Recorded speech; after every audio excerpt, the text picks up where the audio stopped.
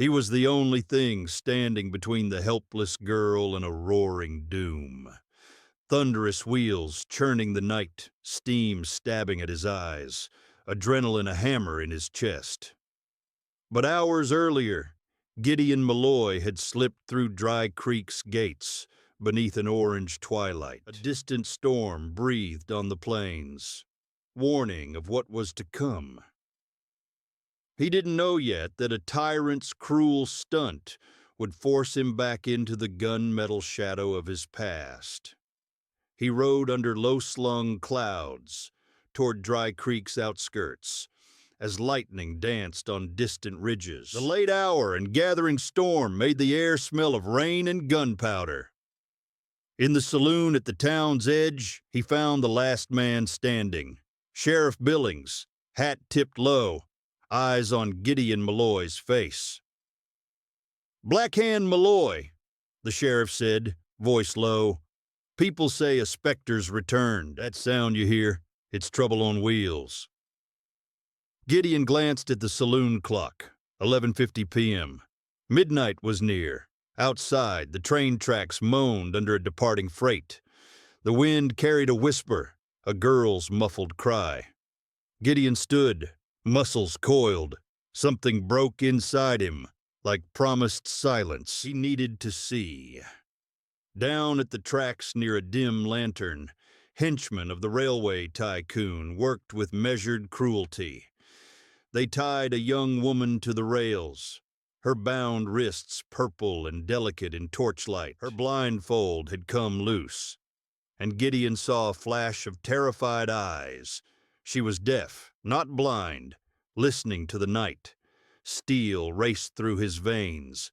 He had sworn never to raise a gun again, but fury was louder than any vow tonight. In the flash of lightning, her terrified eyes met his. No words, only a question. Had he saved her or doomed them both?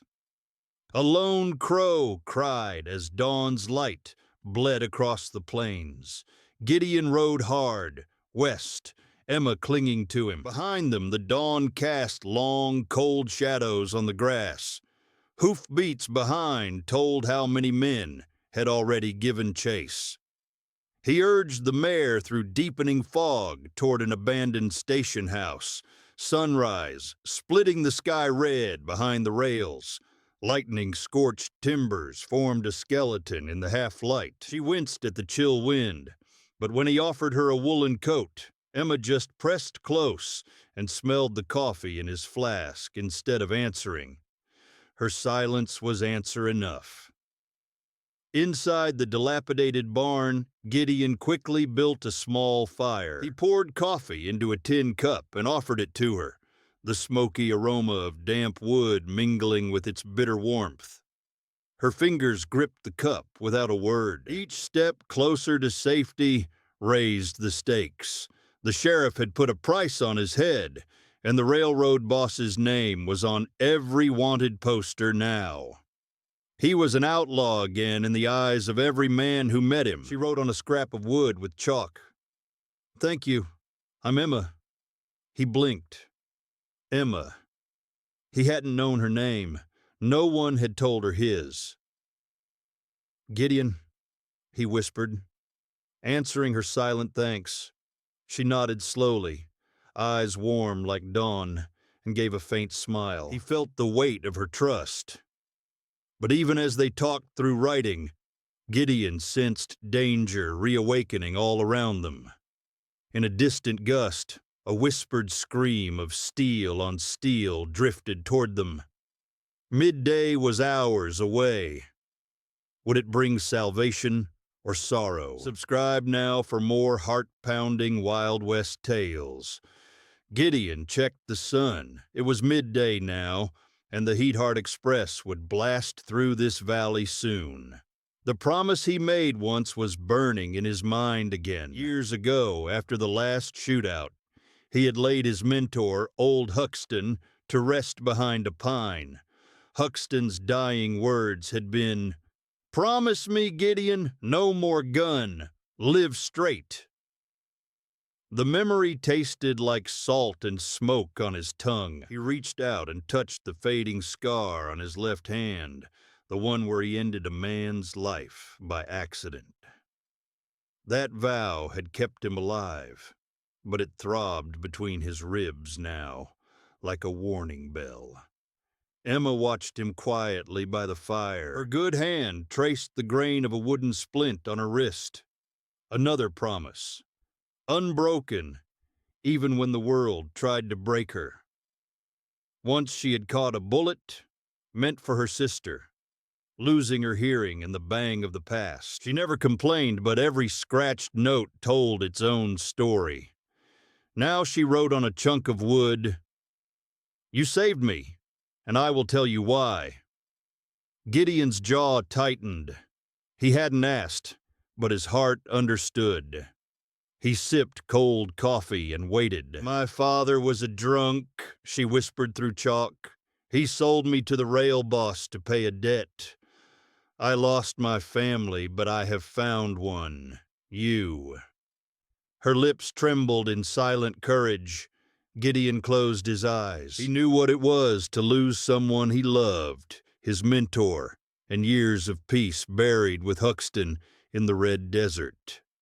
Finally he spoke, voice low. "My name isn't Malloy at all. It's Harper. I was part of a gang once. We robbed that very train you mentioned." One bullet went where it shouldn't have. People died because of me. I left that life. Swore never to see the inside of a cell again. He stopped. Emma put her hand on his arm, gently. She wrote, "You kept your promise to me." Gideon shook his head. "No." "I won't. Not when they're innocent." Sunlight fell through cracks, dust dancing in its beam. Two broken people watched each other in silence. On the wind, the distant howl of a siren reached their ears. Had they found them here? High noon brought storms. Clouds roared overhead as wind shrieked through the pines. Rain spattered on the tin roof. The musty scent of hay and rust filled Gideon's nostrils. He led Emma deeper inside the station's shadowy barn. Through a crack, he spotted twinkling lanterns. Sheriff Billings and two deputies combing the fields. Billings called out, voice strong despite the storm. "Gideon Harper, you there? Come out with your hands." Gideon felt Emma clutch him, silent trust in her eyes. He raised a hand and stepped forward. "I'm Gideon Harper now, sir," he answered steadily. "We mean no trouble. That train boss ordered this girl tied up. We're here to stop it." Billings lowered his rifle slightly. "I'll vouch for you if you're telling the truth," he rumbled. No sooner had the words left his mouth than a distant crash of thunder mixed with far-off shouts. Flares lit the sky. The railroad foreman's gang was circling, rifles ready. "Stay behind me," Gideon warned. Bullets tore through the barn door. Billings returned fire, his .45 blazing. Gideon fired back by lantern light as Emma pressed herself to the ground. Splinters flew. The world tilted gray and blue around them. Crow, the foreman, staggered from cover as Gideon's bullet found him.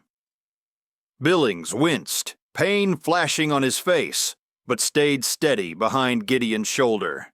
Lightning flashed again, illuminating angry men. Gideon's own sidearm barked salvation. Billings felled another man with a precise shot to the leg. Rain mixed with gun smoke as Gideon steadied a final shot. Crow's body collapsed on the mud. For a moment, silence swallowed everything. Then Billings grabbed Gideon's arm. "We gotta move, Harper. Fast! They'll regroup." Gideon nodded, chest heaving. The storm still raged, but ahead, the rails lay clear. Lightning shattered the sky. The barn roof groaned. Rain pouring in like tears. Smoke stung Gideon's eyes.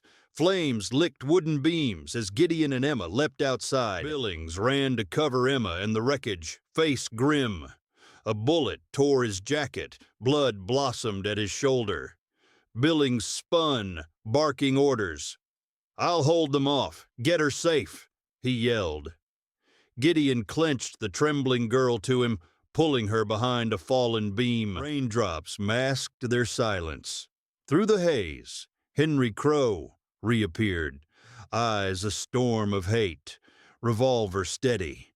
Gideon faced him alone. Crow sneered through the firelight. "You hear that, Harper? That's the sound of the Midnight Express coming, and I get to collect your hide before dawn." Crow taunted. Gideon spat grit. "We'll see whose blood paints the tracks," he vowed.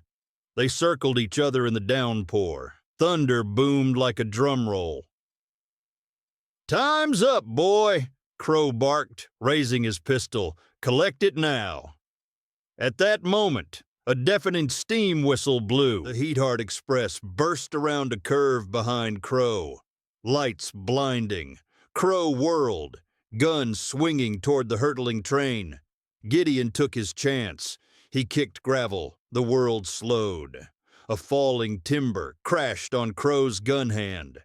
In the flash of headlights, Gideon's shot rang out. Crow dropped, face painted in mud and fear as he sank into darkness. The enemy's roar faded with his passing. For a moment, silence swallowed everything. "We gotta move," Billings panted, seizing Gideon's arm. "They're coming." Gideon nodded. Wheels rattled behind them as the rescue train rolled in. The storm still howled, but Crow lay lifeless on the mud. They raced east in the stalled coal cart as night fell, midnight hours closing in. Smoke and coal dust stung Gideon's lungs. He tasted oil and fear. Each mile stretched like a prison sentence. Emma pressed against him as rattling wheels hammered beneath. A shadow fell across the rails. Under a low bridge stood a familiar silhouette. Gideon's breath caught. "Luke," he whispered. Tall and ragged, Luke Carson, Gideon's old outlaw brother, leveled a rifle at them. "Heard the news," Luke snarled, voice trembling. "Thought I'd find your ghost here. Died once, didn't you?" Emma's hand went to her throat in panic. Gideon's pulse thundered in his ears. "Walk away, Luke," Gideon warned softly. Luke spat. "Ain't no running on a moving train, boy. I'll drop you right here." In a flash, Luke fired. Gideon froze, the bullet tearing gravel at his feet. Emma signed frantically, fingers trembling. Gideon's world slowed.